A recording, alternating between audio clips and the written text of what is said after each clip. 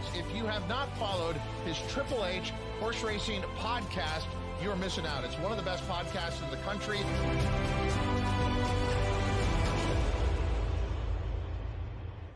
Good evening and welcome to episode 442 of Picks and Ponies right here on the HHH Racing Podcast, co-sponsored by Twin Spires. I'm your proud host, Howard Kravitz. Thank you very much for joining us tonight. We have a very special show. We're going to get right into it. But before we do that, please make sure you have to hit that subscribe button on the bottom right-hand side of the screen, notification bell on the top right if you're on YouTube, and smash that like button. That's that thumbs button below the video player. It'll send the YouTube algorithm to the HHH Racing Podcast where you can enjoy fantastic racing information. You can listen to us on Apple Podcasts, Spotify, and Anchor. Follow us on X at HHH Racing Pod. We've got a great tip sheet, which I'll bring up later in the show. And we have an excellent website. Please check us out. This website is really thorough. It's fantastic. There's a lot of information on there. HHHRacingPodcast.com. Very simple. I have some other promotions that I'll talk about throughout the show. But first, I want to bring on, before I bring on my co-host tonight, I want to bring on a special guest. As everyone knows, we are now co-sponsored by Twin Spires. Very proud. And one of the fantastic employees at Twin Spires and Churchill Downs Incorporated is a gentleman who was sort of like me in some respect. Wasn't like deep into the game, got involved into the game, and now he's a big shooter. And if you trust your luck, you know who this guy is. He is one of the racing analysts for Churchill Downs Incorporated, does a fantastic job, and covers Fairgrounds like a glove. And Fairgrounds just opened up today, and tonight we are here to cover at least the first portion of the show, to cover the late pick 5 on Louisiana Champions Day, which is Saturday. Let me bring on our special guest right now, Mr. Kevin Kilroy. Kevin, long time no see, my friend. How are you? He's muted. He'll fix that in just a second. There we go. Still got the mute button on there, Kevin. He'll work on that. So anyway, that's he'll figure it out. As we're waiting for, there we go. Hi, Kevin. Howard, it was buried underneath my little windows down there. Good to see you, my man. We're part of that. Teachers become way too deep into the horse racing team, right? I guess so, but everything's worked out pretty well, my friend. You are kicking some butt there with your analysis for Churchill Downs Incorporated, and this podcast just passed 1 million views last month, Kevin. So we're doing just fine, my friend, and we have all corporate sponsorship now, thanks to Evan Morris and Churchill Downs Incorporated and Twin Spires, etc. So we're rocking and rolling. Kevin, I'm assuming you're down. Are you down in New Orleans right now for the meet? Yeah, I've got my little Airbnb with my new wallpaper behind me, new background, always something different when I get down here, and a couple blocks away from the track. And, as soon as I get down here, I'm just a happy man. It's just the best place to be. My favorite meet of the year, and, my favorite city. So I'm a happy man. Yeah, well, listen, please, pay attention to what Kevin Kilroy does. He sends out a lot of information, on the media side, of course, for Twin Spires and Churchill Downs. Kevin, we're going to bring on Pete and Paul, our co-hosts, to help handicap the card with you, the late pick 5. But just everyone, give everyone a little snapshot of this year's meet at the Fairgrounds. Fair to say, and I don't want to get into the weeds, but 6-7 months ago, there was some discussion as to what would happen this meet, but it's absolutely in full force. There's a new a lot of new things going on with the track. The turf course, my friend, looks unbelievable. It looked great today. They've done some capital improvements at Fairgrounds, and we're ready to rock and roll there. Yeah, it's from talking to people around here, it seemed like it was less in doubt than sort of the uproar was all about. The heritage of horse racing in Louisiana is so strong. Fairgrounds, 154 years. This place is doing fantastic. The purses look great. Everything's fantastic. So yeah, the turf course looks sensational.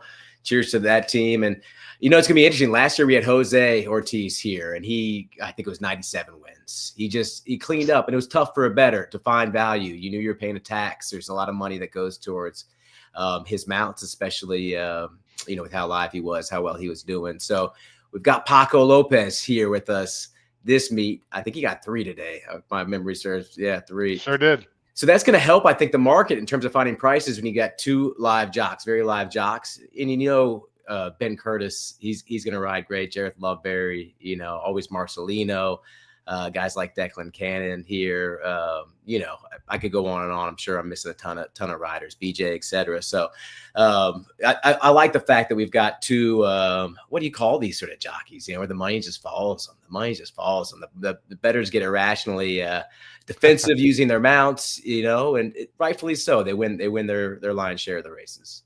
And what about the trainer angles? Any new trainers down there? Anyone that people should look out for that might be a little off the beaten path or off the radar, so to speak? Well, in terms of new blood, I mean, Ethan West is down here. He brought Chunk of Gold down. So that's exciting. Aaron West is here. We were going to have Jorge Duarte, but he's not coming. So I think it's more just of the same, but we have Whit Beckman. He's got a bigger barn this year. And that's exciting to see. He might have some down at Payson Park is what I'm hearing, some of his 2-year-olds specifically. Always Brad Cox, Brendan Walsh, Steve Asmussen.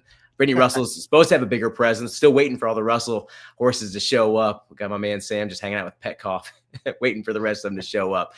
And then, I don't know. We've got Daniel Simonovich. I just met him. He's a Chicago guy. Have you been following him? Yep. Is that a barn that we should be paying attention to? Have you been paying attention to Hawthorne?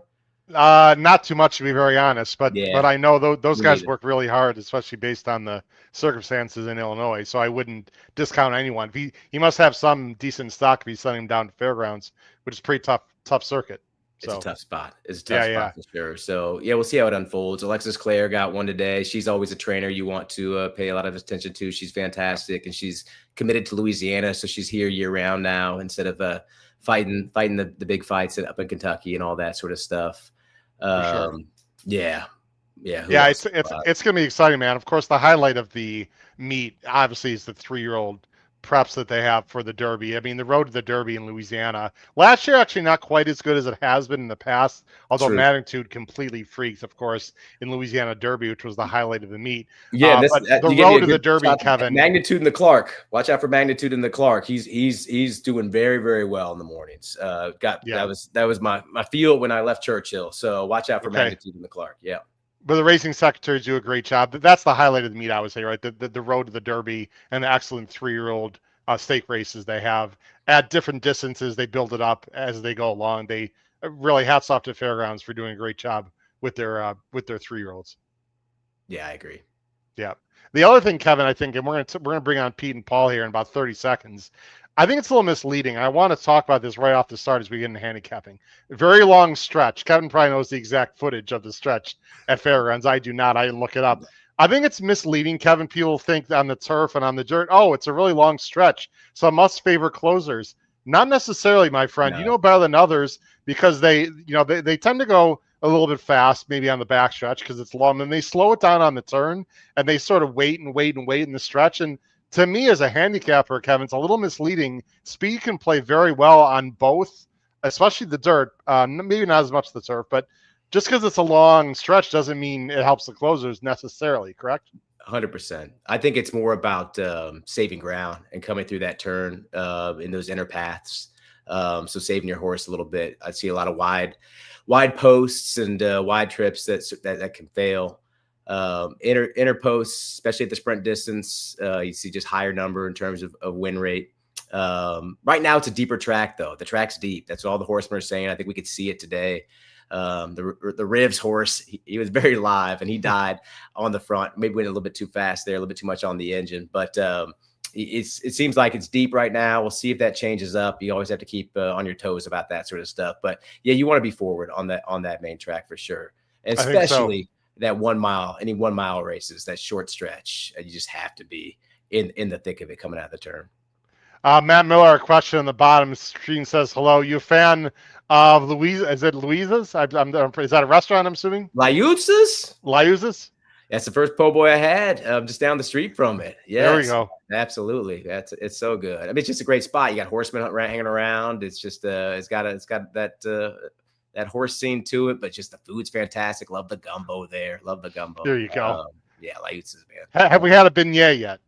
No beignets yet, but I'm already thinking Sunday afternoon. I'll be sitting at the Cafe du Monde in the park and drinking some cafe au lait and having beignets and kicking my feet back. There you go. I mean, what a great! I had gained 10,000 pounds if I was down there on a daily basis. All right, Kevin, let's bring on our great co-host that you know because you've been on the show several times. Last time I saw Kevin, by the way, I think it was at the Derby this past year. I was walking. Oh, that's around. right. Yeah, you're doing I was doing the walkover, and Kevin was. We switched roles. Kevin was, just off the rail there, just taking it all in, and I was doing the walkover. I'm like, hey, it's Kevin Kilroy, acting like a fan, and we had a good laugh.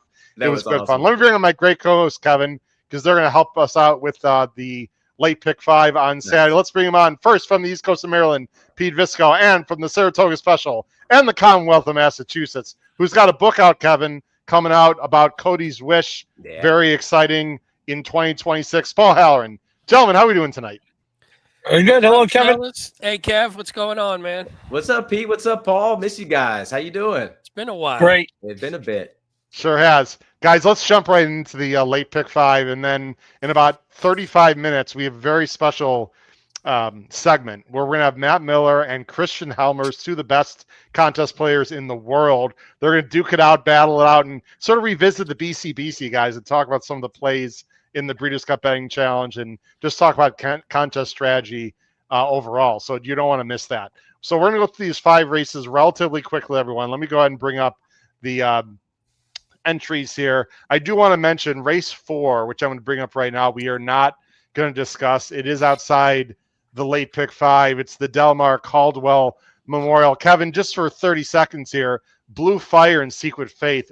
That's going to be a heck of a matchup. 2 very talented Louisiana breds. Yeah, it's hard to know which one to take in there. I mean, the only state bred that's beaten Secret Faith is Blue Fire. She's been sensational. In the 8 bells, she ran second. She proved she could come off of it. You got to think that maybe you take that outside runner tactically. I think Secret Faith should be a great spot. A little bit more foundation coming into it. But yeah, the 1 and the 7 that should get you through it, but it won't get you much separation. That's for sure. There you go. There are 2 more state bred races. They are in the late pick 5. Let's rock and roll. Race 5. It starts with an allowance optional claiming 12-5. These are Louisiana breds. Kevin, are the rails down all weekend, my friend? Yeah, all weekend. Perfect. All right. And Pete and Paul, I don't know if you watched any Fairgrounds today or saw any pictures. That turf course, as I said earlier, is absolutely pristine, guys. It looks fantastic. Looks very fair. I'm excited to see the horses run on it on Saturday. Huge field, guys. In race 5, there are a bunch of AEs. There's actually 3 AEs, 1 MTO. The weather is unusually warm down there and actually pretty dry, so I'm anticipating everything to be great on Saturday. Moorline favorite in a wide open field is the number 7, Boss of All Bosses for Maker and Loveberry, a very dangerous combination. Let's see where we're going here. Now, I do not have Kevin's picks on the bottom 3. That is my fault. That is not his. I didn't ask him for them. I figured he would just say them out loud if he wants to. Of course, he has picks on the website for Fairgrounds, so that's up to him if he wants to give out his top 3. But I'm going 9, 7, 10. Paul's going 7, 5, 9. Pete is going 5, 8, 9. We're going to let you go first. I mean, I have PPs also, Kevin. Who do you like to kick off the late pick 5, my friend? I'm with you with Wish Carefully. Michelle Lovell, gelded. I think is that the difference that we're seeing from Wish Carefully, right? Is that what the most recent change was? No, I guess we've been gelded for a little bit. What did we do? Oh, it was just the move to the turf. Sorry, it just took me a second. I was like, why are we going to trust this horse? 16 races, 1 win. The turf move, I think, was the key. Got it done at Colonial Downs on the inner turf course, which does play a little bit forward. But I think this is the guy. I mean, I think he will get the jump on him. I think he'll be in a great spot to wire. We did see forward runs hold on very well here today. 2 wire-to-wire winners. Wish Carefully for me. I mean, I think you could definitely go with the 7, Boss of All Bosses. I just can't quite trust him. I mean, I don't know what. I think did you guys watch his last race? Did Ramos stiff him? What happened there? Did you guys watch that race at Horseshoe? Paul, would you have thoughts? You have him on top on that last race. Yeah, I did not see it, Kevin, to be very honest with you, but it just, I made a note when I was handicapping it, it was so different from the previous two races as far as, race flow and strategy, right? Totally. He kept him wide and tracking in fifth, and then he asked for a little bit at the top of the stretch, and then absolutely shifted his posture back, tightened up the grip. My trip note says WTF. I think that pretty much sums it up, Pete. For sure. I mean, if you that tells you everything you need to know about a ride. And you're getting a jockey switch. You don't have to worry about it this time, Kev. Yeah, Jay loves one you can trust for sure. For sure. Yeah. Pete, you're going to go with Flash in Class 5-1. Joe Foster, that's not a train that I'm too familiar with. Kevin, maybe you can expound on him after Pete talks about the 5. I do know Mitchell Mural. He's a very underrated. He reminds me of, he's a veteran guy, sort of reminds me of a younger Lannery, Kevin. Like, people don't talk about him a lot, but he can win on big prices. He's especially good on the turf, in my opinion. Mitchell Mural is a solid journeyman jockey. Pete, you're going with the 5 Flash in Class. Yeah, he's a funny one because you look and he kind of stinks when he goes on the dirt, and he goes on the dirt every other race, and you wonder, you're like, why do they keep putting this horse on the dirt when clearly he seems to run much better on the turf? His problem is he has a little bit of seconditis on the turf, but I mean, on the turf and going 8 furlongs, he's 4 for 4 in the top 2. Unfortunately, 3 of those are in second, but I just think maybe he's just doing what he does best here. And the one thing he is he's pretty tactical. So depending upon how the race flow goes, I think he could sit close, even 2 back. Like, he sat just off a pretty quick pace, was able to close. Again, he just can't find a way to get the job done. But I like the trip that I think he can get. Again, is he just going to be one of those horses? I don't know if he's like Packish, where he just doesn't put his head in front, and that's worrisome. But that's, it's a wide open race. I don't love anyone. And from like a time form and buyer standpoint, he's right there, except for maybe the 9 horse. The 9 horse is a little bit head and shoulders above figure wise, but there's questions about that one too. There's questions about all of them. No doubt. I like the fact that 9 is dropping the state bred. No disrespect to Louisiana breds, but obviously they're not quite as difficult as open company. Joseph Foster, Kevin, you have the 911 on that 411, not the 911. The 911. Not we don't want the 911. You have the 411 on that train a little bit. When I first got here, I saw him win a fair amount of races, and it just has slowed down over the past couple of years. Okay. So he's one of those trainers that when he gets it done, you'll get a fair value on him for sure. I thought Flash in Class was interesting in there. Absolutely. I'm with you with the pattern. We got to trust the turf form and not the dirt. And I've got him in 3rd in this. Okay, so there you go. So you, Kevin, your official top 3 for our viewers and listeners? Yeah, 925. 925 for Trust Your Luck. That's his handle, by the way, in case you're on X. So please check that out. All right, let's go to the next race, guys. And the next race is main special weight for 2-year-olds. And Pete and Paul, I was talking to Kevin, the road to the Kentucky Derby at Fairgrounds is awesome. They have a fantastic sequence of races. We've seen it year after year of some very talented horses. Magnitude, Kevin mentioned before you guys came on, running in the Clark a week from the day after Thanksgiving, a week from Friday. Let's go on to this race. The next one, race 6, open company main special weight, 54 grand, mile 16th on the dirt. For the 2-year-olds, another wide open field, guys. One lane favorite is the outside horse, the number 8, Arabia Wild for Cox, who's got 2. And there's J-Lo again. Jared Loveberry gets the mount. I'm going 6'5". Look at this. I'm going 6'5'4".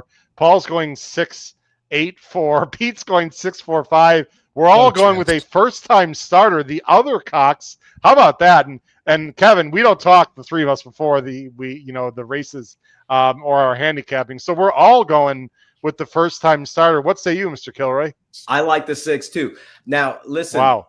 You might want to change your pick now, Kevin. I don't know. Now all of a sudden we're like, 4 handicappers are never all right when they have the same horse. He caught my eye. He was working with White Tiger. I'm not sure if you followed White Tiger running at Churchill Downs, a really strong one. Who lost to Englishman on debut and won when, going longer on second asking. That was back in August, so I haven't seen him work with my eyes since then. But I like his moves that he's been making. He's been given time to develop. I like that they're not fast times when we're debuting going long. I like to see it relax. I like to see that sort of move from these, and that's I expect that he's doing from these times. Liberty's champion. Why do you guys like him? What's up with this horse? I wasn't sure if this was the one. It does seem like the one in terms of the Cox barn, though. Well, the dam, this is a Constitution colt out of a Cowboy Cal mare. Special relativity is pretty quick. And so, Pete, I think this one might be a little more precocious than it looks on paper. I mean, they are going 2 turns, but it just feels like that he's been working well. He's bred well for distance, but he's got a little speed in the pedigree there. And I think this is one you definitely let the board be your guide, though, Pete, right? Yeah, I have a feeling this one's probably going to wind up taking money. If it's based on our board, this horse is going to be 1 to 5. But there was a great Cox stat for first time starters in dirt routes in the past 3 months. Brad Cox is 6 for 14 on the win end and 10 for 14 in the money. Whoa. So when he's debuting his horses long, he's making good decisions on. Obviously, it's Brad Cox, so that's not saying much. But he's making good decisions on which ones to debut long, as opposed to easing them in through the sprint races. So, and him and Pedroza and Kevin could probably talk to this more. They've been their percentages at Fairgrounds together are ridiculous. So that's a great combo. So I almost looked at it like between the two, having Pedroza on this horse maybe was a signal too. I don't know, Kevin, what do you think about that? That pairing seems to be pretty red hot when they're here. Yeah, I think that's how the market will read it. I mean, that's sort of when you got 2, they look to see the jock, and Loveberry is not, I don't know, 3 times this year he's ridden for him. Not often, right? Not often. So I don't think that'll be in our favor, even though Mikey D, Morning Line is saying 3 to 1 on Arabia Wild. I think the market's going to go to Liberty's Champion, and I trust that Marcelina's on the right one. 23% wins, 62% in the money when Pedroza rides for Cox last 5 years. You see on the top of the screen there, Kevin, and Brad's main strings at Fairgrounds, right? I mean, he's got horses at Oaklawn and other places. I mean, Fairgrounds is really where he's at in the winter. Payson, his best ones are at Payson Park, is where he's got them stable now, where they run and all that sort of stuff. He shifted up last year, so you got to get on XBTV and watch those works and keep up with them. That's where you'll find his best 2-year-olds at least. Paul, do you want to talk quickly about maybe Black Horn at the 5? You got the mix, or the other Cox horse? The Paco's on a first-time starter for Steve. Any thoughts other than the 6 in this race, Paul? Yeah, I took a long look at the 8. His horse who started twice. Was taking money both times. Ran second both times. Adding blinkers, adding LASIK. So Brad is obviously trying to shake it up a little, and those are both good moves for him. I wouldn't be surprised. I just thought as I looked at the race, it looks like the type of race where a good first timer can win. And you guys talked about the 6. And one point I thought was key, and Pete brought it up, is that, it isn't really easy to win going long first time. And Brad does it pretty much as well as anyone. Pete gave the recent stats, but, just over time, he's done it pretty well. I agree. This felt, Kevin, just in general, we'll move on, but this field felt a little meh to me. Now, some of the bigger 2-year-olds, of course, the ones that are more well-meant and the real serious first-time starters are probably not even on the grounds yet, I would assume, but they will be, probably into December, into January. So earlier in the meet, when there's a firster for Cox, then he's already got one in there. That's one of those moments for me. Look out for the number 6, guys. In that race, ladies and gentlemen. Let's go on. Real quick. This is something I don't usually look at, but I only looked at it because Cox was in this race with 2. The 5, Black Hornet. So it's not a claim, so this stat doesn't pertain. It's a little apples to oranges. But Brendan Walsh has a horse that was previously trained by Brad Cox. First after the claim, though, if you're claiming away from Brad Cox in dirt routes in the past 8 months, the horses are 0 for 24. Now, again, this isn't after a claim, but I don't know if that's like a similar, if it's a similar circumstance and they don't have that stat in DRF, if it's just a trainer switch. That was just a weird stat, and I hardly ever looked at that. But I'm like, man, it's not surprising when you get a horse away from a trainer like that. But 0 for 24, that was pretty wild to me. And, Black Hornet is 9 to 2. So that could be a knock if you're trying to knock one of the lower priced horses. That's actually very, very interesting. We'll see what happens there with Black Hornet. Let's go on to race 7. How do you pronounce the last name of this stake, Kevin? I didn't want to mispronounce. Nay. Okay, just like the horse. Perfect. All right. Yeah. Andrew Nay Memorial Stakes. I mean, you let me, you led me right to it. I mean, I had to do it. Sorry, everyone. The Andrew We are too. Everyone is. Wait, we just lost 3 viewers. All right, that's all right. Anyway, the Andrew Ney Memorial Stakes, guys, $100,000. This is a nice field. These are for the older boys that are sprinting. Louisiana breds. Field of 9. Moorline favorite is pretty heavy. Go Sugar. Gotta love the spelling, of course, with that Cajun flavor to it. This is Bourgeois and Mitchell Murrell at 2-1. Let's see where we're going here in this stake race. I'm going 7-3-8. Paul's going 6-1-7, and Pete is going 7-3-1. Kevin will let you kick it off, and then Paul, we're gonna let you go second because you're different than myself and Pete. So Kevin, who do you like here? El De Niro. I'm with you, Howard. There you go. I've always liked him. He's always been sensational. He's precocious. He was fun. It was as a 2-year-old. He was good here at Fairgrounds. Pat Devereaux is a very solid trainer. We'll talk more about him in the. I guess his stakes on Friday. He's got a really nice filly in on Friday, a 2-year-old. But El De Niro, I think it's a perfect trip. We've seen Go Sugar be vulnerable when he takes pressure. So it's got to be, I mean, it's how Not On Her beat him in that last race. You can see we haven't seen the 8 in a long time. He was able just to sit right on him and make sure and take it to him at the top of the stretch and not let him get away. So I think the 7 or the 8 are the ones who can take him on. I think the late pace figures I'm seeing from El De Niro, he's proven that sprinting is his distance. He's got a great post. I think he can take it to him. Loveberry up here. Yeah, for me, it's El De Niro. So they've got the one loose here. This is, of course, we're using different metrics than you guys use, with Twin Spires, but this is DRF formulator here. They've got the one loose. You don't see it that way, Kevin? You think even if the one gets loose, he's still vulnerable anyway? Well, they know Go Sugar, and David T. Ray, the trainer of the 8, like he talked about it right after, was like, we knew we had to stay at his hip at least. Yeah. If he gets loose, then he does get it done. Go Sugar, he seems like he's held form decent enough, nice little prep there on the 10th. He's got the rail. He's got a lot of things going in his direction. He's been fantastic since Bourgeois got him, but they know they won't let him go. So they won't let him go, Yeah. It does feel that way to me. Which maybe gives Paco the edge because he's more of that rider than Jareth, who I really trust to get to the throat latch of that pace setter. You know what I mean? Yeah. So I 7 and 8 are the ones that I think can take him down. But I think El De Niro might be the one to play. Yeah, I think the 7 or the 8 will be sitting a great trip. Whoever breaks well. The 8's coming off quite a layoff, actually. The 7, El De Niro, not quite as long. You got an interesting horse here, Paul. I love me some turn back angle, and this horse is going 6.5, but also was going 2 turns in Louisiana bred races. You got an interesting horse here for Dallas Stewart, who I have a mad respect for. Dapper Moon, Paul. Talk about this 10-1 morning line horse you got on top. Yeah, it's a bit of a reach, but you get 10-1 for reaching. I'm kind of hoping there's a scenario. You guys talked about I don't think the one is loose. I agree with Kevin. I can't see him having that type of margin that time form indicates. And is there a scenario where, Jareth Loveberry goes with him and the 8's not that far behind, and we end up with a pretty quick, if not too quick pace, and Dapper Moon comes running and picks them all up. He is Dapper Moon in state bred races is 3 starts, 1 win, and a third.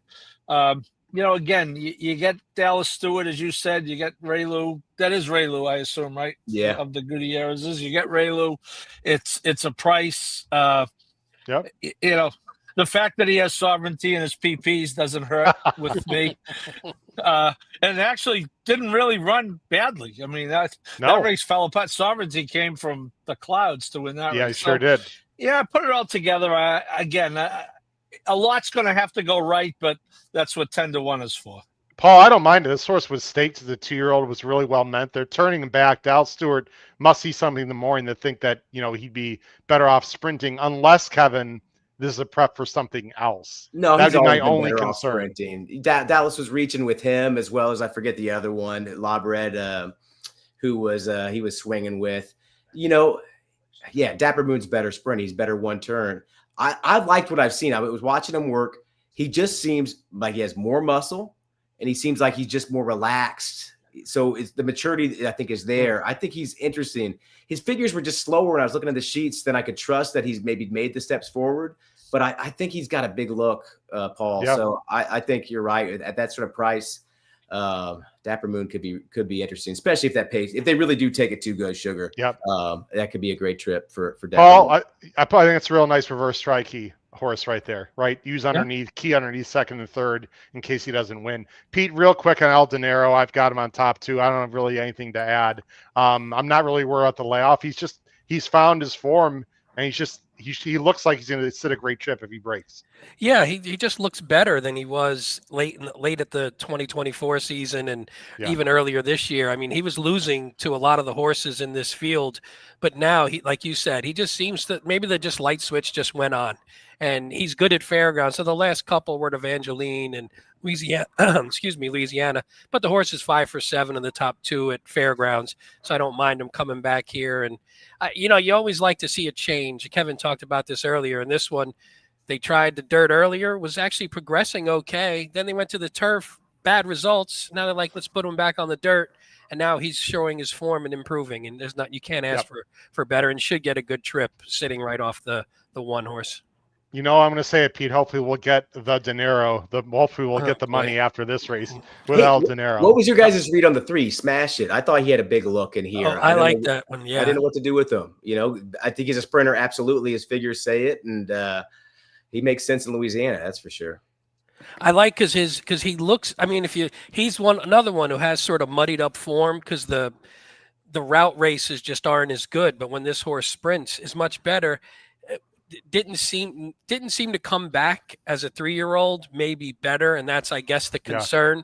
But then was in the Sunland Derby, now takes some time off, then moves to the Walsh Barn. To me, Kevin, the concern was, is he just going to really be ready this time, and maybe is he going to need one? But I liked him in the mix. But I feel like he could be one because he had that nice work. You see the 46-3 work 2 back. So maybe he is sharp. And if he is, I think you're probably going to get a good price on him just because that last race is so crappy.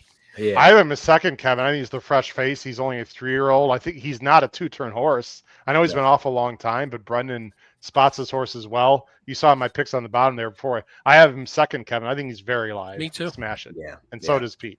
All right, let's go on to the next race, guys. We have 2 more races to cover. Like I said, we're going a little more quickly because we have a second segment to take care of tonight. The penultimate leg of the Pick 5 is an allowance optional 20,000. I thought this was a very difficult race. Louisiana breds on the turf, 1 mile, monster field. Moyline favorite is the number 1, Cali Coco for Wilson. And Castillo is in for the 20,000. Let's see what we're doing. It's so difficult, guys, that we're all going with the same horse. Are you kidding me? We're all going with Pegaso. I'm going 458. Paul's currently my top pick. Well, I'm going to change it now, guys. We got to mix it up. Oh, Kevin, please don't tell me you're going with the 4. Yeah, that's my top pick. That's my A. Well, let's just go on to the last race because this horse is going to finish a bad trip 5th, Kevin. No. He just fits, right? Pedrosa, there's a lot of speed in this race. Yep. Kevin, we all see the same thing. We're not going to, all 4 of us are not going to talk about the same horse here. But, Kevin, I'll let you just take the lead. I don't think we're getting 5-1. I think he's more like 3-1, to be very honest. But if he sits the right trip, I think he's going to be flying the lane. I think he'll run them all down. Yeah. It seems like it sets up perfect for him. There's tons of speed signed on in here. Now, the one scoop I have talking to Shane, he's got some aggressive spots for his horses right off the bat. He tends to do it, but Calicoco's doing great. Should run his race. So if you're worried about NYRA in for a tag now, it seems a little bit strange, but he's there and he thinks he can just claim him back a little bit later, So I don't know. Maybe Calicoco is one we can trust. Handicapping, I was on the 4, just talking around the backside today. I thought Calicoco might be one that maybe we could lean into a little bit more. Yeah, I think so. I don't have anything to add. But Pete and Paul, I'll leave it open to you for 2 minutes here. No, I like the 4. Go ahead, Paul. What do you think? No, well, I like the 4. I thought there might be a chance for the 10 to close and get a piece of this. I'm a big Ben Curtis fan, and this horse comes from way back. But I thought there might be an opportunity. But Yeah, I thought the 4 was looking like the trip would get the trip rather, and I did take a long look at the 1 actually. So I'm interested to hear Kevin's take on the 1 who will become a on my grid. Yeah. Is this one loose, Kevin? We don't think so, right? It doesn't look that way to me. No, because you've also got House I mean, Bourbon. Timeform has 2 horses faster, I think, doesn't it? Yeah, or Yes. one is right there. I think they might have the same one, Kev. So from a Timeform standpoint, that's what I was worried about. Like, Yeah. this horse seems to struggle a little bit, even when he has the lead clean, and then now with pressure, I was a little worried about it. Yeah, has he passed horses? I don't think he has. I think he's a full send while Fran Star, tries to sit outside and stalk and bring it the stablemate there. I don't know. Yeah, he's got that profile, right? When he gets headed, he goes backwards. Yeah, tough to trust at a short price. That's for sure. And one thing with the Wilson barn is you can't just assume that all the Paco Lopez mounts are going to be the live ones. It's just like last year we saw it with Jose Ortiz. Jose rode for Shane. I don't think he got any wins for him. Shane knows that he's got to have some loyalty to his barn, and Isaac Castillo fits that profile. So he'll be getting wins for Shane too if you see both of them in the same race. Quick question on the bottom of the screen, then we'll go to the last race. This is for you, Kevin, from Dan. Dan, thanks for joining the show. Question for you, Kevin, going back to race 6 or in general. Half the field has registered work on the track. How much stock do you put in works on the track for that particular race or just races in general? You said the Cox horse does, while the Asmussen doesn't. Actually, he corrected himself, so the Cox doesn't and Asmussen doesn't either. But how much stock do you put in these younger horses getting a work over the surface at Fairgrounds as opposed to shipping in 48 hours before and then running? I think just being on the grounds and getting exercise over the track is the most important thing. It's just the learning for me, just that they're taking in their environment, that they're really not feeling spooked or anxious for any reason at all, right? That they're getting a feel for it. Bruno DeGiulio always talks about there's no statistical evidence that a work over the track helps. I think the younger they are, the more it helps, at least if they're there early enough to get to know the track. Acclimated, right? Yeah. I agree, but it's a fair surface. I think it's one of the better surfaces in North America, the dirt. It's been proven to be very safe and really, I think most horses can run on it well. Unless it gets like gooey, and if the rain comes, that's a different situation. Yeah. And we know that can happen in New Orleans once in a while, but if it's fast, for sure. Real quick before we go to the last race, we got Matt and Christian Helmers waiting in the bullpen. Calico said if they go with him, they won't finish. He's fast. Yeah, thanks, Bittersweet. No doubt about it. We've got a great tip sheet. Look below the video player, everyone, because our contest winner, Kevin, with Twin Spires, the Twin Spires contest winner last week, Mike Saletta used one of our spot plays on our tip sheet. Echo Lane. I'm confusing with Echo again, who actually won today at Churchill. The Echoes have been on fire. If there's a horse named Echo in the PPs, bet it. Anyway, look below the video player, everyone. We've got a great tip sheet. And then also this Saturday, Weekend Warriors, 4 to 6 Eastern. We're going to be covering races at Churchill Downs for the big qualifier and contest. So again, check us out live YouTube right here, 4 to 6 p.m. Eastern, talking about the Churchill Downs races. And Kevin, we're actually going to talk about the Fairgrounds races as well, because they're happening concurrently on Saturday. All right, guys, last race. Kevin, really do appreciate you joining us. By the way, we appreciate your time. We know you're busy. Last race is the Jacob Morial. Yeah, it's the Jacob Morial. 1 mile and 70 yards for the older boys. There's no touch upon a star, so I guess a lot of horses actually have a chance in this race, Kevin. Morning favorite, wide open field, is the number 8, All Night Moonlight at 7-2 for Bray and Loveberry. Let's see where we're going here as I get the banners up. Sorry, guys. Hold on 1 second for our picks for the last race. Here we go. I'm going 3-6-7. Paul's going 11-5-8. Pete's going 9-5-3. I thought this was a tough race. Kevin, your top 3, and talk about this race for a minute, please. Yeah, I mean, the post is so hard, but I think that Hey Jude, I think the 3-year-olds are the ones that we really want to lean on in here. That was a big effort. It was very impressive last out of prep for this, going 6.5 at Delta Downs. he's just always been very, very game. He's a runner. He overcame Jareth Loveberry's crazy trips that he was giving him a couple times here at Fairgrounds, and he has looked sensational. He just ran a huge figure. He was wide through most of that going there at Delta Downs, which was going to improve that figure. But I think he's going to improve off of that. Ben's got his hands full in terms of working out a trip, but I think going 2 turns, he'll be able to sort things out. So Hey Jude for me on top. Then the 3, he could be loose. We'll see. I think they kind of want to go with him. And at first I wanted to beat Behemoth Star. We're all seeing the same things like, oh, he seems to be out of form, completely out of form. If you look at it, summer to summer, he just never runs very well. He just doesn't. And I talked to Shane about this, and he's as happy as he's ever been, is what he said. That doesn't mean he's going to win, but he should run his race. This is his time of year. If you kind of just look at it, with his first start at Fairgrounds, for the most part, he always does quite well. So Behemoth Star, he's got to be forward, though. He might pump the pace. The plan for Tambourine Star is to let him sit and roll up for a piece, not to send him. First blank makes me think that Tambourine Star would go forward. You never know with Jose Luis Rodriguez what he's going to do, but the plan is for him to roll up for a piece. Interesting. Yeah, that's the 2 Tambourine Star Kevin's talking about. Pete and Paul, Paul, you agree with Hey Jude? Don't worry, I won't sing, everyone. I know that. I just saved the show, Paul. I know. It's all good.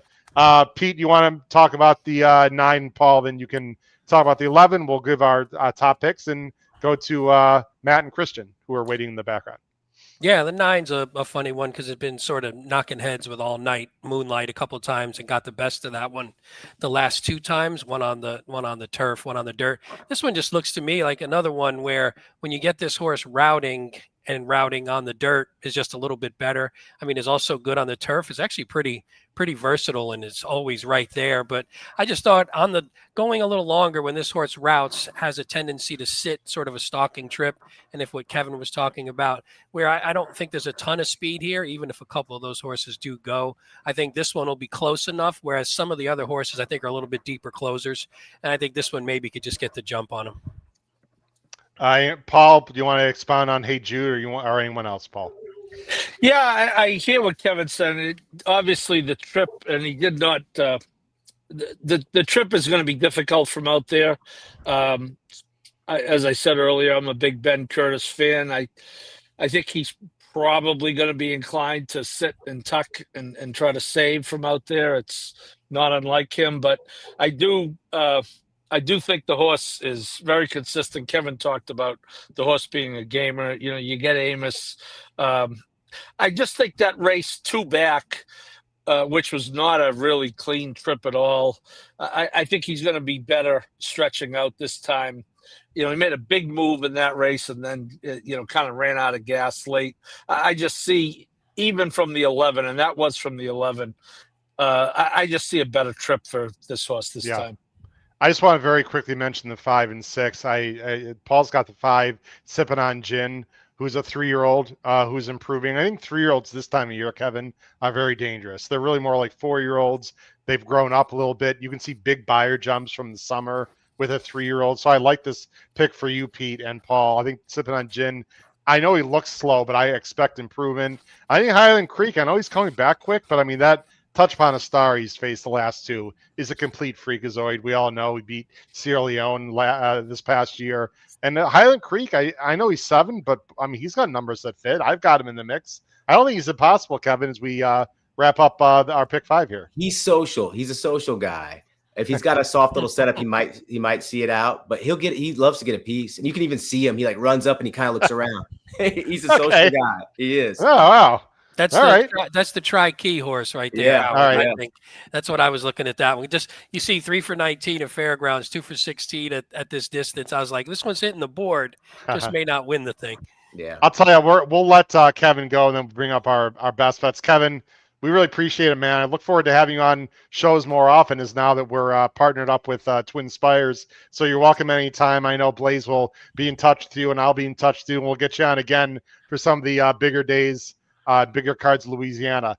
Take care, my friend. Good luck this weekend. Thanks for coming on the show, Kevin. Yeah, guys. Thanks for thinking of me. Thank you, Kevin. Take care, man. Take care. Bye-bye. All right, Kevin Kilroy, great job. Real quick, I'll just read it off. Paul's best bets. Race 7, win in place on the 6th, and then race 8, he's playing a double, 4-10 with 5-11. I'll just roll through it, guys. People can go back and watch the show if they want to write it down or whatever. Not if, of course they're going to write it down. What am I talking about? Pete, if you want to make money with Pete Visco, go to race 7, bet the double. 1-3-7 with 4. And is that Pegaso or right? Yeah, the that's 4 that we all Pegaso. got? Yep, There you go. Yep, on race 8, and I'm playing a pick 3 starting at race 7. 3-7 with 4, with 3-6-7 for $5. $30 costs you $5. So there's my pick 3. Pete and Paul, I'm gonna let you guys go. We're doing a little different today because we've got some guys, let's face it, smarter than us waiting in the bullpen, especially when it comes to contest play. Pete and Paul, take care, gentlemen. Good luck this Thank weekend. you, Howard. Okay. All right, take care, guys. All right, now let's bring on. Well, we've been waiting this for a long time. I got to be honest. I don't know if these two guys have been on air before together. I see Matt shaking his head no. So strap in, ladies and gentlemen. I don't care if you're a contest player or not. You're going to learn something in the next 20 minutes. So get your pen out, get your paper, ready to roll. These are two of the most respected contest players in the game, two of the best in the world. One is a great friend of mine who's a big part of this podcast. The other is an adversary. I'm just kidding. But I do have something behind me there that maybe Christian knows what that is, but I'll talk about that in a minute because his name is at the top, dang it, of that frame there. But let me bring on two of the best contest players in the world. I'm really proud to know both of them for a short discussion of the BCBC. I know it's been a little while now, but I want to do this show for a few weeks and some other things got in the way. But let me bring on first the author of A Better Way of Thinking, Mr. Matt Miller, and simply one of the best contest players in the world for the first time on the HHHH Racing Podcast, Christian Helmers. Gentlemen, how are we doing tonight? Hey, buddy. How are you, Christian? Good to see you. Yeah, it's good to see you too. Christian, thanks for coming. So this is the 2022 Big Cap. This was the UBC. Of course, you won it. I'm sure you remember that. You actually finished first and fifth, my friend. I had a huge score in that contest. This is the biggest contest score I've had. The only reason, Matt, I don't have a major win because of this guy down here at the bottom. But anyway, that's okay. I'm happy for Christian. I had about a $3,000 straight exacta in that race, Express Train over Warrant. Maybe you remember that race, Christian, in 22. Mm-hmm. And that got me up to a number like, maybe I think I stole this thing, but no. Christian won. Christian, thanks for coming on the show. I know you guys want to do this a long time. Tell everyone very quickly, in case they've been hiding under a rock, what kind of contest player you are. I mean, we're not going to go through all of his wins, Matt. We'd be here for 5 hours. But what contests you like to play, Christian, how you got started in contest play in general? Yeah, it's been over 12, probably. Well, I mean, actually back when I was in my early 20s at UCLA, I was an intern at Hollywood Park, and some younger guys, we would go and play all these contests and just goof around. And then finally, when the cash games came out, I won something when I was like 21 years old. So it was a decent score of like more than 10 grand came my way. But that's where it kind of occurred to me that when you have prizes in these pools and you have an opportunity, if you're confident and you have your numbers together, I mean, my whole life mission is to try to put a number on a horse, like literally. It's just being as accurate as I can.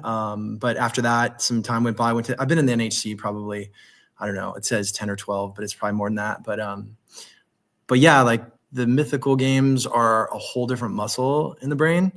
I like that muscle sometimes. It's definitely different, but it levels the playing field. Everyone's betting the same amount, $2. Actually, there was one year, I don't know if you guys remember this, but do you remember when they had the double bet? Yes. I do. I'd go back to that. Yeah, I mean, that's an interesting idea, as long as, again, somebody in the last race doesn't use it. But to answer your question, not too long. Ultimately, playing cash tournaments since 2011 or 12, more seriously, finished second in the BCBC twice. Been in position probably about 8 or 9 times to win it, but still, not as accomplished as my competitor here. But I've also got Yeah, I won the Horse Player World Series 2014. I've won probably I think I've counted more than 28 cash games. So I definitely take it serious. I probably take it more serious than anybody next to, I don't know, a few of us. So it's a big passion. Yeah, well, I mean, your record speaks for itself, and of course, I think I saw you last time in person at the NHC. I'm going to try to get out there this year. I haven't qualified yet. We shall see. Tom Espinoza on the bottom of the screen, Christian. Welcome to the show. He's a great viewer. He's from San Francisco area, the Bay Area, Christian. First saw you on Horse Players TV. That's where a lot of people sort of got to know you. Probably that was a lot of fun. Matt, this guy's a serious competitor. But he's a really good guy, and he's always willing to give advice to people, as are you. And that's what I really like about some, not all, but some of the best players, willing to share their knowledge, because some people don't do that. Well, he and I, first off, I'll admit that I started as a bit of a fanboy. I didn't know Christian. Well, I felt like I knew him. He would certainly not know me, but I knew him through that Horse Players show. And so I remember that first BCBC I showed up and I saw him standing there. It was a bit of getting starstruck, saying, okay, this is kind of the big time. There's the guy from TV. And so it was all kind of cool. And to get to your question, I think Christian and I have a very common understanding that there is just this massive difference between knowing the walk and walking the walk. And you can share knowledge, you can explain how to do things, but it's an entirely different experience once you're in the arena and once you're called upon for that action. He gets that better than anybody, and so it's nice to be able to share knowledge and to be able to try to help people. But at the end of the day, it's really up to the person what they do with it. Absolutely. Now, one of the big turns, we could talk for an hour, guys. We have literally 15 minutes. So we were into a separate show, just let everyone know, but I couldn't work it out. That's on me. It's not on Christian or Matt. Let's get to the BCBC. Very exciting this year, as always. I have on the screen the winner, Dave Smith. It's pronounced Smith. Is that correct, Matt? I believe. Yep. Okay. He had 2 entries. He won with 144,800. Now, I want to be very clear as we go through some of the plays. These opinions are obviously only Matt's and Christian's. They can say whatever they want. They're not here just to crap on people. We're here to criticize ourselves. We're here to give advice to others. We're here to applaud people's great picks and everything and plays. There's a lot of ways to win these contests, Christian, obviously. Dave Smith, and I do have also the results from Saturday in case you guys don't remember, but I'm just going to go to the winner here, who didn't have a great Friday, and that's the case for a lot of people, Christian, but really it all came down to the last race, and he played a huge double, an $8,000 double. He didn't have a monster bankroll going in, and he hit the double for 144,800 to win the dang thing. An unbelievable daily double there. Talk about his day or anything that you want, good or bad, Christian. I mean, it's hard to say anything bad. The guy won the damn thing, but talk about what you saw as you went through his plays. I mean, I think, he was targeting a fair number. I didn't do the calculations to see if he was, if all those doubles would have paid the exact amount.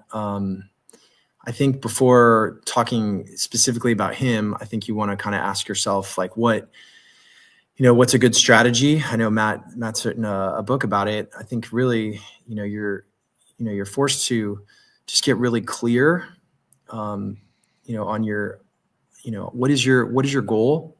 First of all, are you trying to win? Right. First, like Matt and I might be, slinging it out because we see the value in that. Now, if you're at a certain level, I don't think necessarily you should try to win it. So a lot of people have everybody loves to criticize everybody. It's always easy to talk about somebody else. But when you're betting real money and you're betting, 5 figures, sometimes 5 figures, you have to decide what is your brain really telling you. And that's a skill that takes decades to figure out. It's taken me 30 years. When I was at Betfair for 4 years, like I finally met some of the biggest players in the world. And I said, okay, like I understand what they're doing a little bit, but I can hang, I think. And then some things came my way, but ultimately, like you have to decide the difference between 10% and 20%. Like that's the game. Like literally that's what this game is broken down into, is can your brain decipher between like a 4-to-1 shot and a 10-to-1 shot? Or if, maybe a 10 or a 20 and a 30%. Can you figure out a difference between a 4-to-1 and a 2-to-1 or 3-to-1? So for him, he hit Scylla, right? That was one of his scores. So I think that takes some skill. I think it was race 9, right? Yep, right here. He won 17,150 in that race. Yeah. So I think when you're evaluating a player, you have to have the chops, you have to hit the horse. And some people are good at that. And some people, we all know some people don't necessarily know as well how to read a racing form. But they have the computers and the intelligent models that they can decide okay, this horse is definitely value. So for him to identify that horse, that favorite was vulnerable, but to hit it and then to hit it that heavy, which is decent, right? To get yourself into that position is the game. You want to be in the position to win it. So at that point, I'm sure the person felt like, okay, we got a shot now. And then he executed brilliantly after that. So I would give him, definitely credit, but it all starts with Scylla to me. Yeah. Matt, I think I know the answer, but I just want to, there's different ways to do it. And again, it seems silly, frankly, for me, but more for me than you two to criticize a guy who, won the whole thing. I'm not a big fan of the show bet in this situation. If I just want to nitpick, if you really like the horse, why not take that 1,000, Christian and Matt, and spend 500 win place, or just put another 1,000 to win? If I just put my 2 cents, again, you guys want me to answer that question? Go ahead, Christian. Not to interrupt you, but capital is king. Every freaking dollar matters to me. Okay. So that, if I miss that show bet, or if I miss that win bet, or whatnot, that $500 or $600 could break me. Okay, fair enough. Do you want to comment on that, Matt? It's also possible he needed the cash for a minimum in the next race. So that's true. Who knows? He may have just wanted to take one big whack at a big daily double. Who knows? Right. But I agree with Christian that. I agree with you. That show bet stands out as a bit strange, but he's been doing that all day. If you look up and down the board, and no doubt. By the way, he had a very good person in his corner to help him, and I am not criticizing the winner whatsoever. We all could use some help. We can mention his name. He was on with him. Ryan Petriniak is an excellent handicapper and a friend of his, and sort of consulted him as they went along. Completely fair by the rules, by the way. Just want to mention that as well. Is there anything else in particular you guys want to talk about the winner, or should we go on to some other people and some other plays in general? Well, I actually like where Christian went, which was before getting to the winner. I really think there's a higher level question of one's intention and what one is trying to do. And that completely changes the way you look at this entire leaderboard, because you can tell with very, very, very little effort and time who was in it to win it, who was in it to cash a check. I could probably do a decent job of guessing who won their way in as opposed to who paid their way in. You see some behavior changes that way as well. And so I think, to Christian's point, the question is, what are you trying to do? And if you're trying to win, one question I had for Christian really was, we had a dinner once before with Tony where we talked about the BCBC, and these totals were kind of getting higher and higher and higher. I'm interested, it's now been a few years since that dinner. It all kind of seems about the same to me. Do you agree that the madness did seem to kind of stop at about this point? Yeah, I think it's easy sometimes to oversimplify things, to try and make sense of stuff that's sometimes nonsensical or whatnot. But I would say it comes down to the horses that are racing on that day. So I don't know. I'd have to look at a lot of years to be able to say, a couple of years, certain individuals win, and that, some of that's ego. Some of it's they really love the horses, you know what I mean? So sometimes I think people, like you've mentioned before, Matt, right? Sometimes people in certain positions, like that one guy, I think I've heard you say, that changed his mind in the last of that BCBC that one year, then he won, right? Yep. Yeah. So some people are playing game theory like hard. I would never do that. But that's okay because I have evolved a lot in my thinking too. Like if I could see, and again, I'm a gritty guy. Like I want to win, but I care more about my brain being expressed perfectly.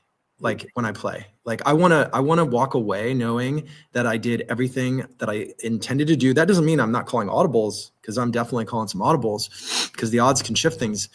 But yeah, I do think that the scores will probably just vary. I think at the end of the day, it's really hard for people to bet tens of thousands of dollars on horses at the end, and unless you really feel it and you have the reason to do that.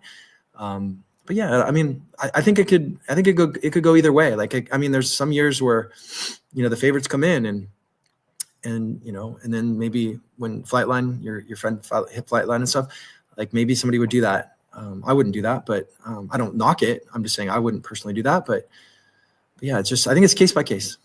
Well, I have a lot of respect. Look, I respect anyone can do whatever they want with their money. I am not here. Matt's not here. Christian's not here to tell people what to do with their money. Like Christian said, you have to decide what your goal is. That being said, if I do have, I shouldn't say more respect. I do have respect for people like Ken, who finished second, guys, who decided, you know what, I'm not going to go home, with, let's see, I'm not going to go home with, $7,000, which, look, that's not small change for the average guy, right? I mean, or girl. And he played a try, unbelievable. He played a try and he scored for 131,000. I mean, unbelievable. You could tell who's going for it, so to speak, man. Christian, when you look at the leaderboard and you see the jumps, for like Linda Rodriguez jumped up 106 spots, and she was like, you know what, I'm just going to go for it at the end. She did big win bets on the winner there, Zagora. Look at this. I mean, 10,000 to win on the winner. So again, I'm not here to criticize people, nor is Matt or Christian. I'm people that decide to just take their 6,000-7,000 at the end and go home. That's a lot of money. But I know how you guys feel. You like that go for it attitude. If you're in it, you might as well be in it to win it, right, Christian? Well, yeah, sorry to, and Matt, I know you want to say something, but just there are people that play themselves out of tournaments. I've seen that happen multiple times. People bet too much in the last race. So there's a game theory piece that is, I think, pretty universally accepted for the most part. And I'm not gonna say anybody did anything wrong here, but if Ken did spend a little bit more money on that trifecta box, he could have won it. So Matt's probably in agreement there. Like, so I think game theory wise, that is not the move. If you really are going to spend that kind of money, I mean, I think you do the math there, you figure it out. So where with Linda, she had her hands tied and she's like, yeah, I don't want to try to figure out the exacta probably in the last race. I'll just, send it and get where I can get. And what you could do too, is she could also play an exacta. Like, I did in my situation when I bet to win in the last, but anyway, Matt, what do you think about well, the strong point of disagreement I want to make with Howard, and I think this has a lot to do with the difference between buying your way in and winning your way in. You are paying a hefty fee to be in this game.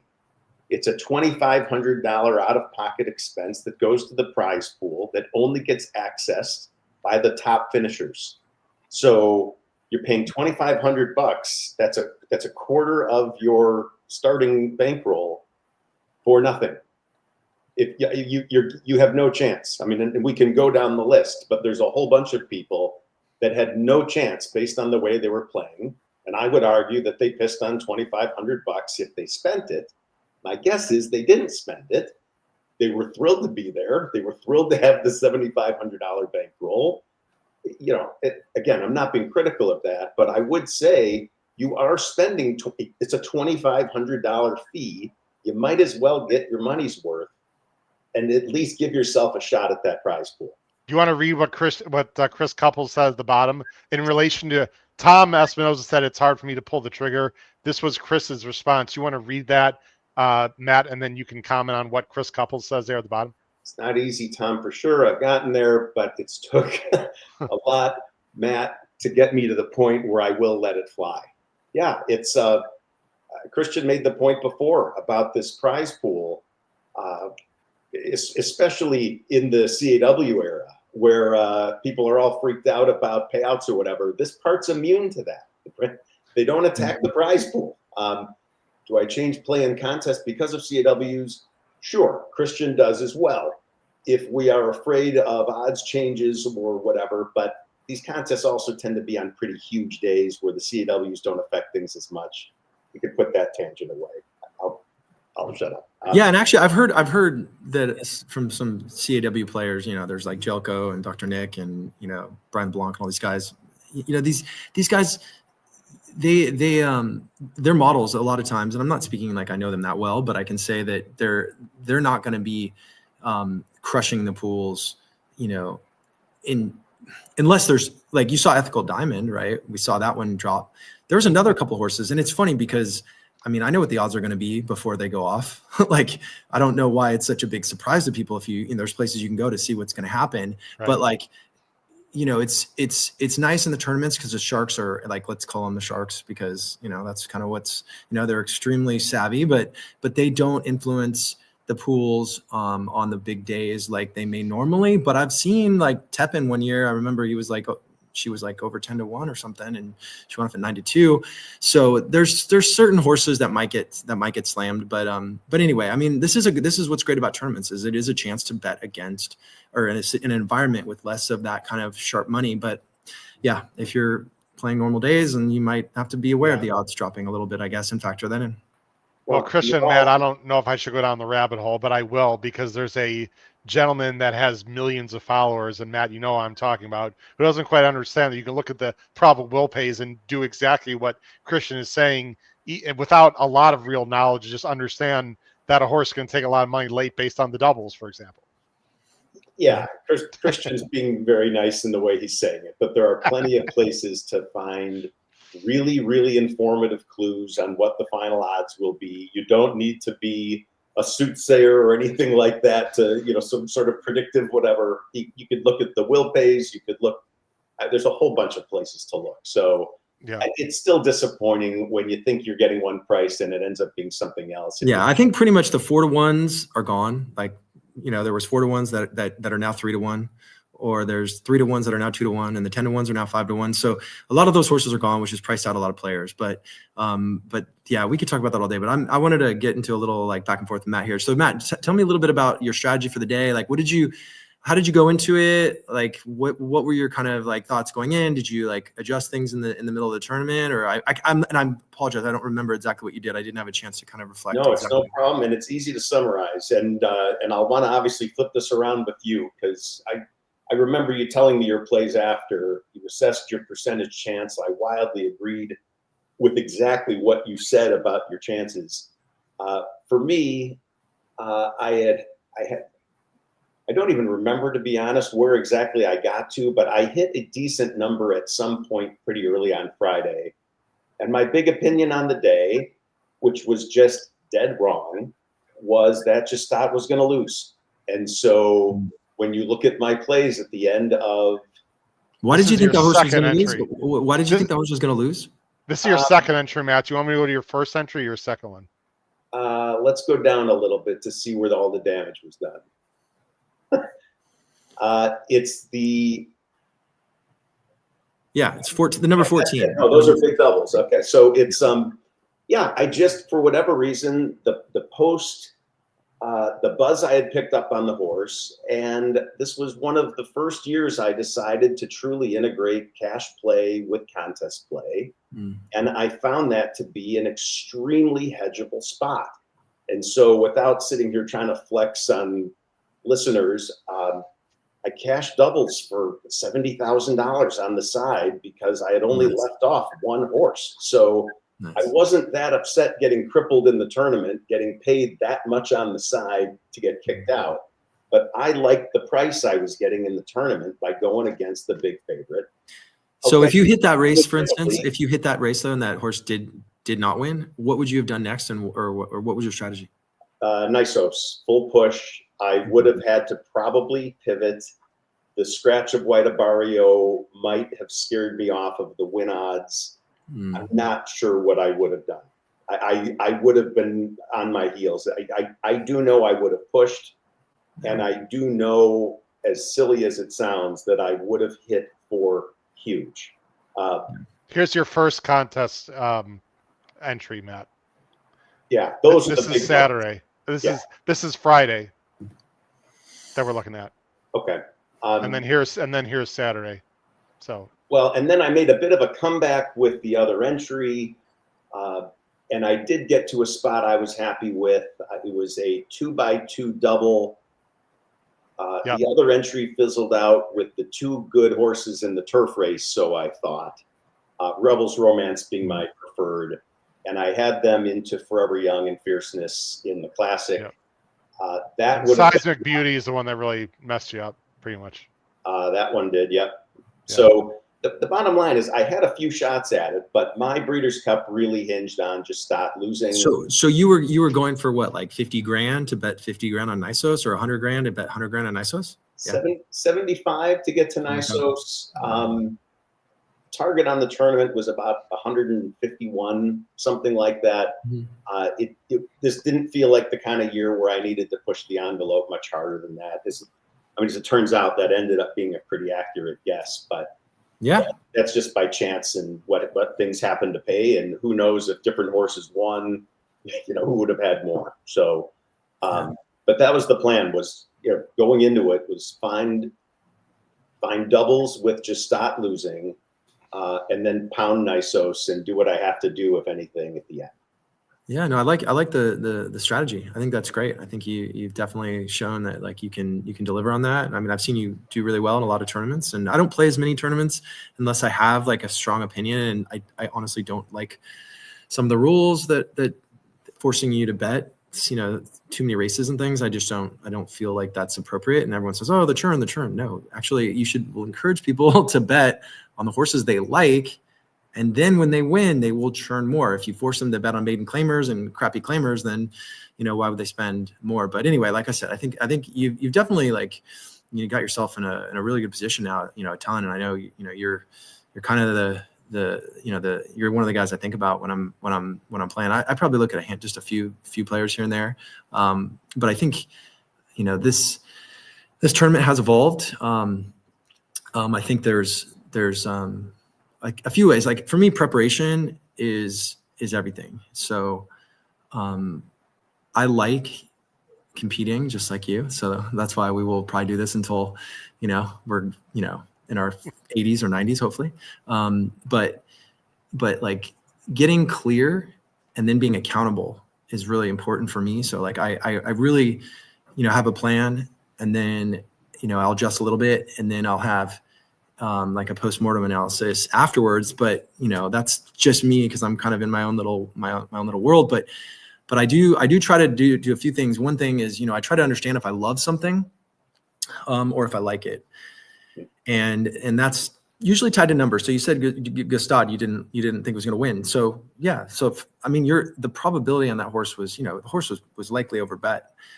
So I can never argue with that period. But I think the way that I want to win this tournament is with a little bit of elegance, but also accuracy. So I strive to put myself in position, and that's basically what I was doing this year. Is I played some show bets. Howard, don't hate too much. No, I'm kidding, because you're.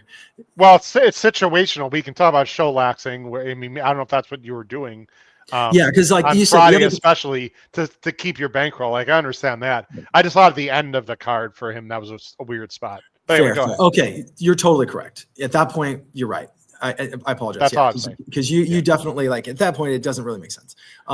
But if maybe I misread when he was. Well, but on Friday, Matt and I have talked about this, about, look, I don't like 2-year-old races, Christian, if I may just interject for a second. Yeah. I don't like 2-year-olds. They're 11-year-olds humans running around there. They're unpredictable. We've seen it. I could go through many 2-year-olds that have not been successful and take a lot of money and have screwed people over. And Matt and I have talked, like, maybe you just do, minimum show bets on Friday. The problem is, in this tournament, for me, I think you're losing opportunity. But I understand people that want to do it early on, especially in races they don't like that you have to play. Yeah, I mean, I think it all depends on the day.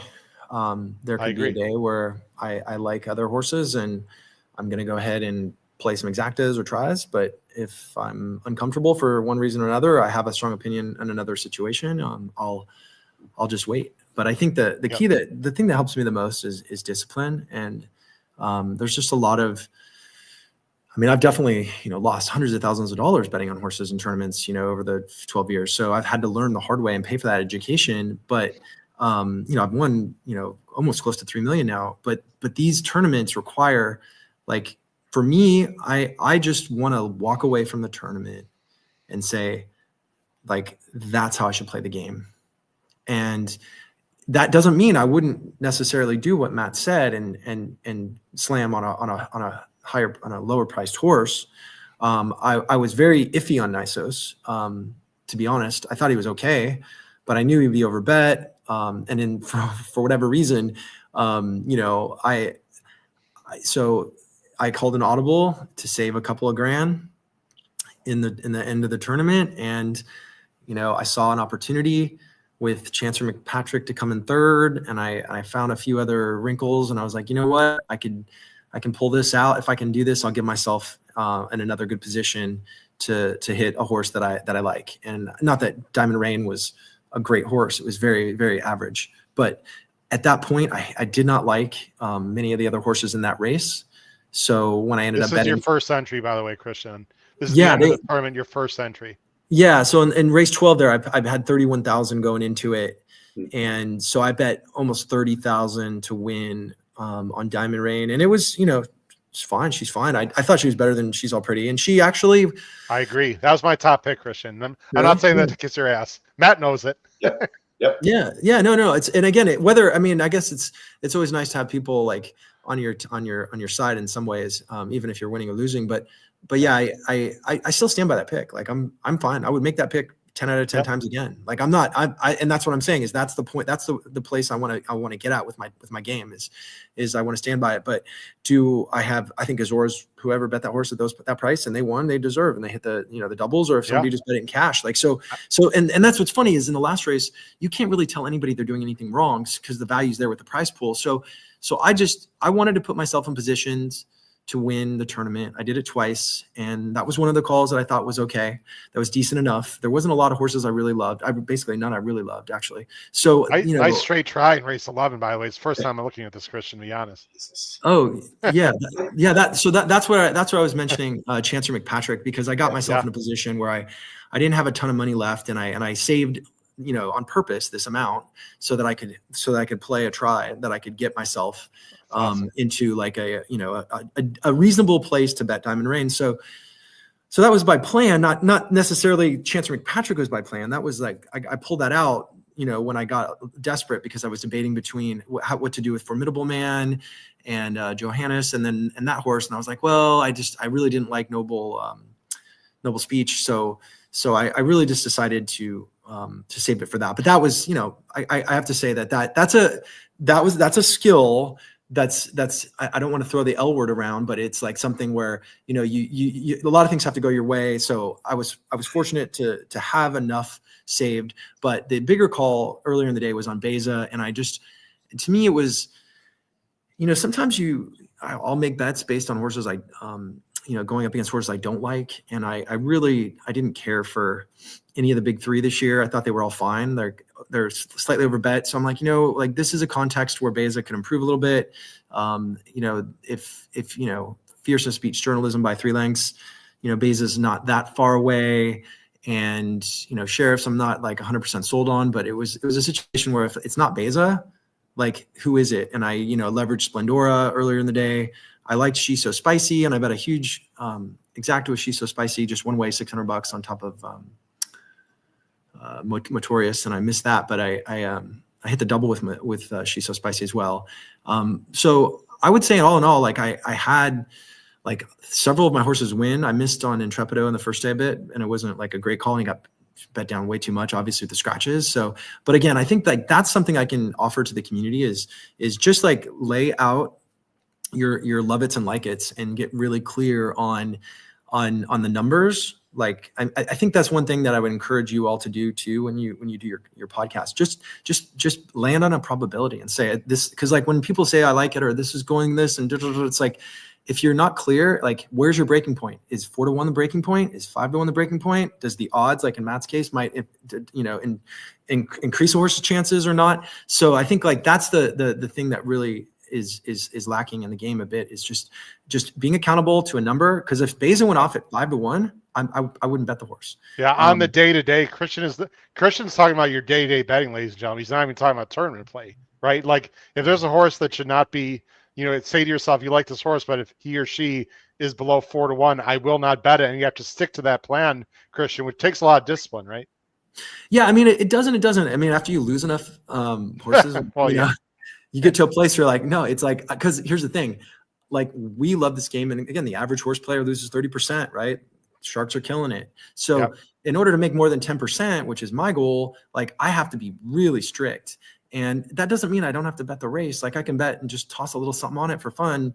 But like ultimately knowing those limits and understanding like money management is really important. But yeah, I would say like know your breaking points. And then like I play, when I don't play a tournament, like I didn't play in the Kentucky Derby this year. Like I was like, I don't really like this card at all.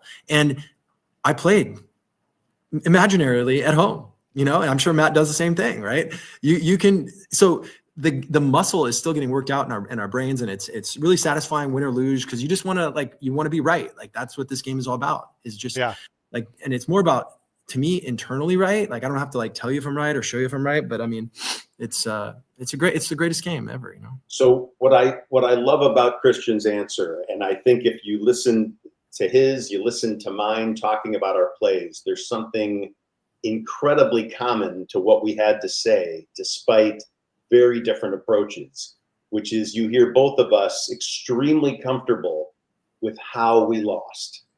It's our plays were reflective of a pre-thought out strategy. Nothing was done gut reaction crazy.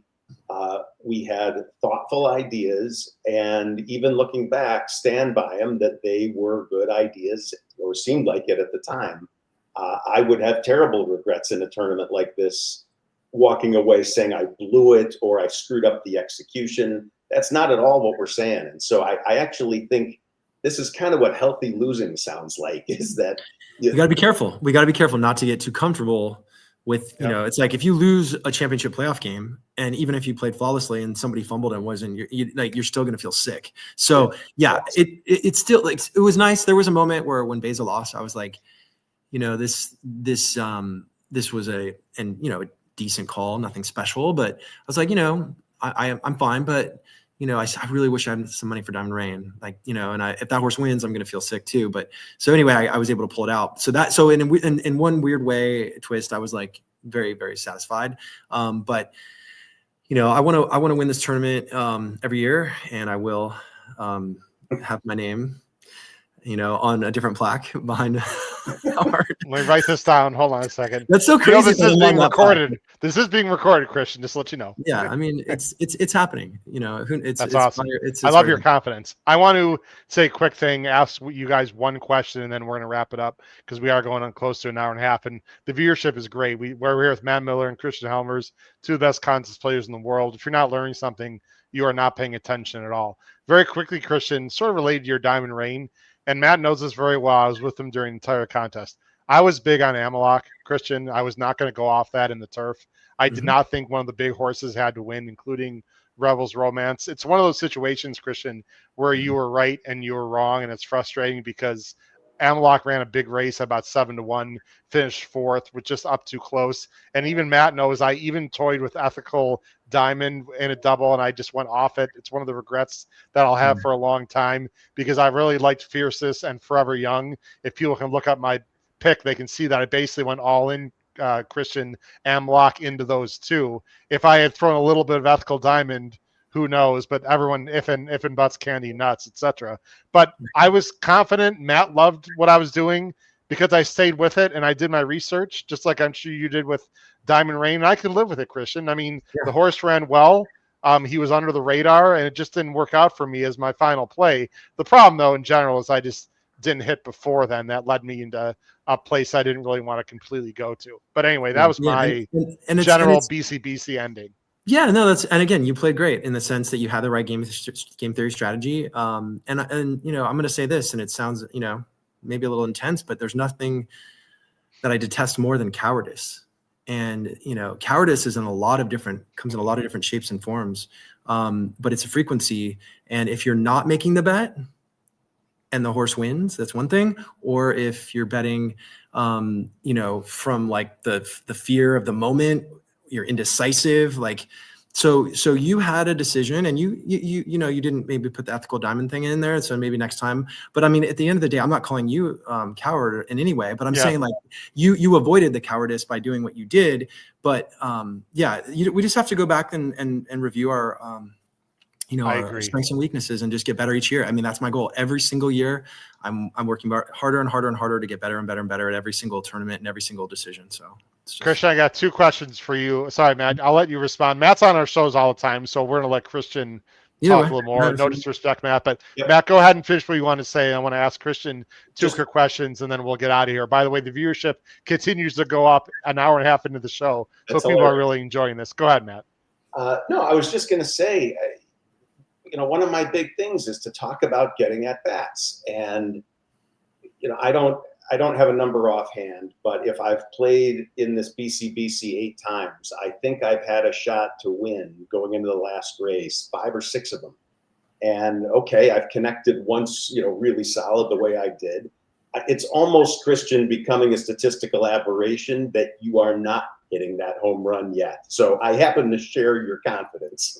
If you keep giving yourself that good a shot, it's going to happen. I mean, I do believe that everything is happening for a very brilliant reason beyond my I've got some cool theories about that spiritually, but I think that all that pain has got me at the highest I've ever been at in my game with horse racing. So there's been some really, if people look at some of the old picks I made, I mean, I probably have over 400% chance that, could have whatever. But again, and I'm happy again with my decisions. Right. Like not just all of them, but about 80%. My good friend, Matt Bernier, who talks about value a lot on TVG. I think he's an excellent handicapper, and I think he's an excellent bettor. Talks about you just cannot be overly result oriented in this game. You'll drive yourself absolutely nuts. And it's easy to say that, Christian, when it's real money out there. But if you're confident with your decision and you do your homework, let the chips fall where they may. I mean, poker players feel the same way, right? You can, if you're ahead, you can only be up a certain percent, and then there's luck involved that no one has any control of. It's the same way in horse racing. I know they're different betting entities, but I think the idea is similar. Well, yeah, it's a paradox, right? It's like, on one end, you have to surrender to this experience and recognize that even the best in horse racing or tournaments are going to win, 15 to 20% of the time, something like that. Just like in baseball, there's a metric, but also, like you said, you don't want to lose your mind, but I'm going to respectfully, just my part of me says, it is about results. And that's the thing. Like, I have to say, when people there is no accountability, in racing. And I say that respectfully too, because I don't think it's easy to be on a show picking a horse in every race. But there is a way to clarify your opinion, if you have an opinion. There's half of races I don't even have an opinion, and anybody a kid could beat me. So it's really just about getting clear on what you intend to do. And when you make a statement and you say you love this horse or you like this horse, that means something to me. And if you're not putting money on it, then it doesn't mean anything to me. Yeah. Or if you're willing to make a side bet of, wearing a weird hat or a shirt I told you to wear and vice versa, then that's cool. I hear you. One question for you, Christian, and then a question from me, and we'll wrap it up. This is from Tom at the bottom of the screen. He's asked Matt this question. Christian, do you think the BCBC could ever be one? We say one, obviously not literally one, but a major play on a Friday to get to over $100,000 to actually put it away. Do you see that ever happening? Or is it possible? I think that no, it didn't happen that year. There was someone got to 65. I think didn't Dylan Donnelly get to 65 or 70 on day one? Portnoy had 2 that were at 60 something. I mean, what does that mean? Right. It's 60 something. We know that that's not going to win it. So it's right. I don't care. So I mean, his I question. think Tom is saying someone get to 120 on day one. okay, so the way that would happen is somebody gets really lucky and doesn't even know what they're doing and hits some crazy trifecta that they have $100 on it and it pays like $150K. And that happened once. There was a year that a gentleman hit a double with two big prices, but it was on the second day and he got into the 160s, 180s. I think he got up to 180, and it was a really strange situation because like nobody knew this guy and it was really shady. But he hit it, but it was really small amount of investment. But it doesn't matter to Matt and I, because if the guy's got 100, 150, 180, like I might shift. Maybe Matt wouldn't. As gritty as I am, like I'm smart enough to know I'm going to bet on who I want to bet on. I'm not going to let the market tell me in the last race that I'm going to switch because of this. Now, what I could do is I could bet an exacta with the horse I like, or maybe get a little more creative. But I do think that is probably going to statistically happen once out of like 20 years or something like that. But I mean, there's better questions to ask than that one. So, okay. Last question, Christian, for there's a lot of contests out there now. Twin Spires, who we are proudly now sponsored by, co-sponsored by, has gotten in the contest for the last year. Matt's a big fan of it as well. There's just more contests out there. I've played in like two or three though. I've played in like just casually. If you give 1 or 2 quick pieces of advice, Christian, for the younger / inexperienced contest player, what would you say? So how young are you talking? In their 20s. Okay.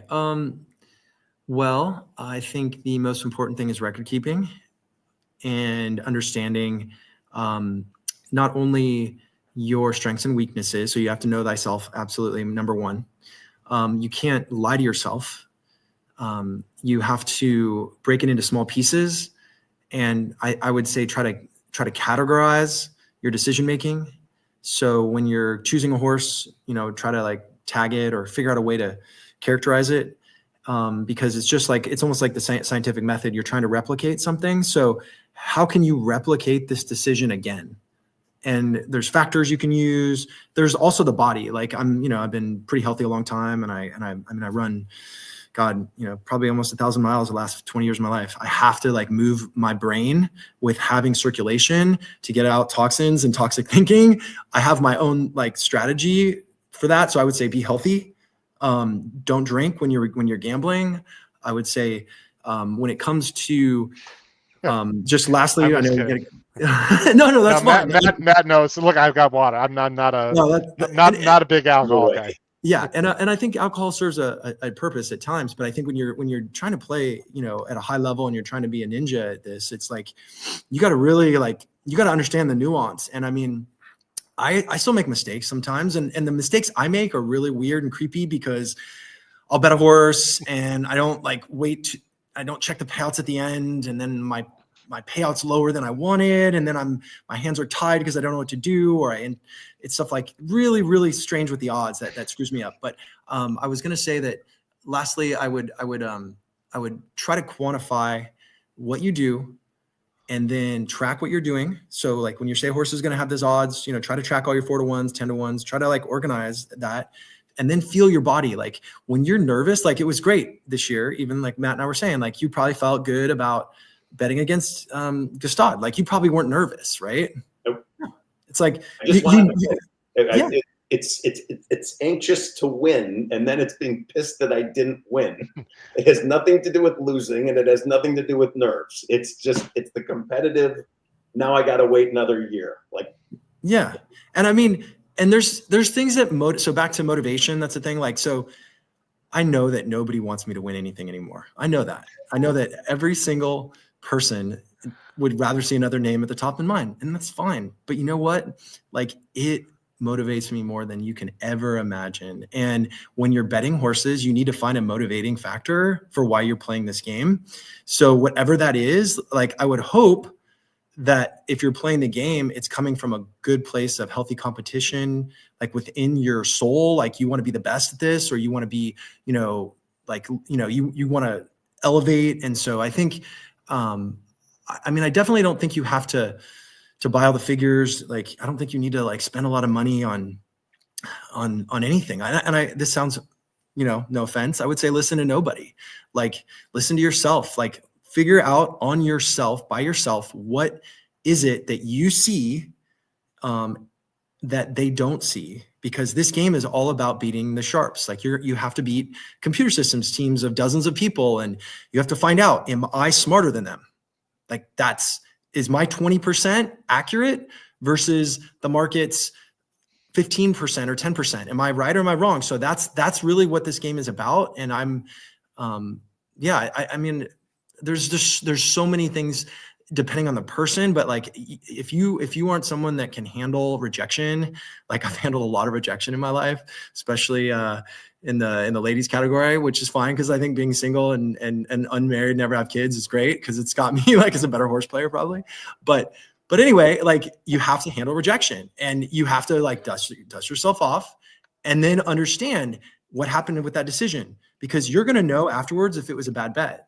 And I've gotten to the point now where I still make every once in a while, like, oh, I could have bet it this way, but it's probably less than like 5% of the time now. And that's like my target. So for new players, I would say write everything down, try to track your stuff. You could always ask questions to people, but think for yourself, think independently. And then the last question I would ask yourself is, are you smarter than a team of 30 people in an office that have the odds different from you?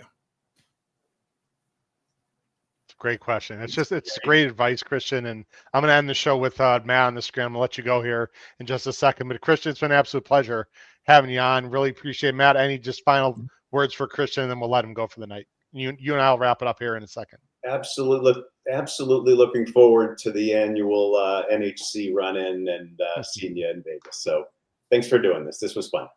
Yeah, man. Thanks, Christian. We look forward to having you out again, my friend. And this has been great advice, and we really appreciate you spending all this time to come onto the show tonight. Yeah, and thanks a lot, guys, for you guys putting yourselves out there, trying to help people. I think it's time we got to help these guys like learn more, and there's got to be better ways to learn this game, because it's one of the greatest competitions on earth. So, but anyway, seriously, you guys I agree. Thanks, Christian. Hope to see you out in Vegas. I know Matt will see you. I'll try to get there, my friend. Take care. Have a great night, Matt. All right, Christian. Bye-bye. All right, bye-bye. All right, Matt, I want to, what a great job. And I think that's the least I've heard you talk being on the show, but I want to give him the floor a little bit, because you're on a lot, of course. And so he's a great mind. There's no denying he's extremely successful. I want to listen. Me too. And look, he can call himself a villain, and he can say no one wants me to win. That's fine. The reality is, he's one of the true OGs at this. He was playing in these things before I even knew what they were. And I'm not embarrassed to use the word starstruck. I mean, I saw him at the BCBC, and I'm like, oh my gosh, I know who that is. That's the guy from TV. And, next thing you know, okay, you can figure this out, and you can do it too. And, it's an honor to call that guy, or to be called by him, a peer at this point, given how many years of experience he's had. I'm seeing the comment about being very chill and very zen. That is a huge part of his game, is being right. And it's in my book too, about manifesting outcomes and believing in yourself, and having a plan and a strategy. And he really lives that. So yeah, maybe some controversy around him from time to time, but I've never known him to be anything but a nice person to me, and I'm fascinated listening to him talk. Yeah, he does a great job. I want to end actually on a little bit of a sour note, not to bring everyone down, and this is why I want to keep you on the show here at the end, Matt, because you're such a great friend. I just want to remind everyone around the holiday season, which is coming up here. November is a particularly difficult month for me. Both my parents passed away in November. And actually today, Matt, is my mother's yahrzeit. If people don't know what that is, that's her death anniversary. My mother passed away 15 years ago today, 2010. So I'm thinking about my mom today. And just for anyone out there that has gone through struggles through the holiday season, whether currently or because of past incidences, just please check up on each other, make sure everyone's doing okay. If you don't have family, you don't have anything. And family, that word can come in different shapes and sizes. Could be a blood relative, could be not. I'm very fortunate to have this podcast and you, Matt, that I consider family. So I just want to mention that again, not really bringing the show to a downer, but there's a lot of people that have a lot of things to be happy for. and thankful for. But there's also people that have a tough time. You see it on social media. You see it all the time during the holiday season. And I just found it, I don't know if ironic is the word, but I looked at the calendar this morning. I was like, maybe I should say something tonight just to remind people to take care of each other, not really to bring people down, Matt. All right. So you don't have to be so somber. Let's put it this way. I'm pointing the wrong way, aren't I? There we go. That's okay. I invited this dude over for Thanksgiving, and you could imagine what a ridiculous duo Mo and Larry are going to be sitting there at the table. So we'll have a nice time. Anybody who listens to this podcast who seriously is feeling alone, whatever, we could probably find another seat at the table. So Howard's making a good point. Don't be alone. You can define family in a lot of ways, and this guy definitely. God, I did it again. Which way am I looking? It makes no sense. You always go the opposite way, man. Yeah. So right now on the screen, you're on my right. I actually have to point to my left to go to you. But anyway. I need blinders. You're going to see them added for next Okay.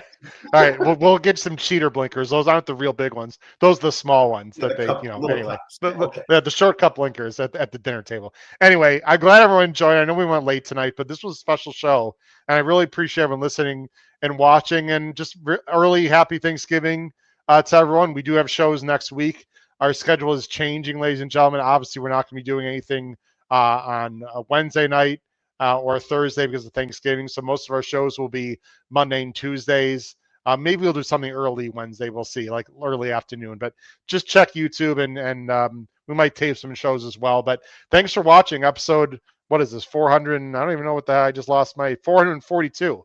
Really special of Picks and Ponies with a lot of people, including my good friend Matt Miller. Crush your bets in contests, but most importantly, this Saturday at the Fairgrounds for Louisiana Champions Day. Take care, everyone. Have a great night. Bye-bye.